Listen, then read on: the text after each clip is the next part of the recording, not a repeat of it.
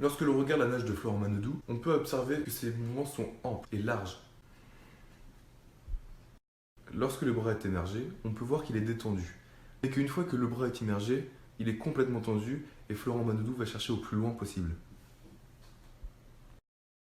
Si on fait un arrêt sur image, on peut voir que les doigts de Florent Manodou sont en abduction, c'est-à-dire qu'ils sont fermés, et que ses paumes de main pointent vers la profondeur du bassin. Son regard est baissé, c'est-à-dire qu'il regarde la profondeur du bassin comme sa paume de main.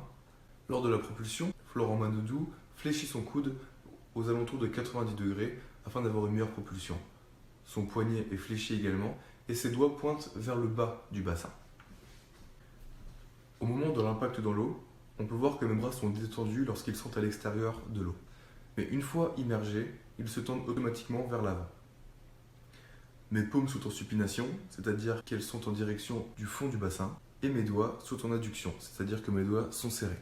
Lors de la propulsion, c'est-à-dire lors du moment où je vais rabattre mes bras vers le bas, on peut voir que mon bras est presque plié à 90 degrés, ce qui permet une meilleure propulsion. Lorsque l'on regarde ma nage vue de haut, on peut s'apercevoir que je me force à rentrer le bout des doigts en tout premier dans l'eau, alors que Florent Manodou laisse entrer ses bras quasiment en même temps. Mon mouvement n'est donc pas naturel et me fait peut-être perdre de l'amplitude et de la vitesse.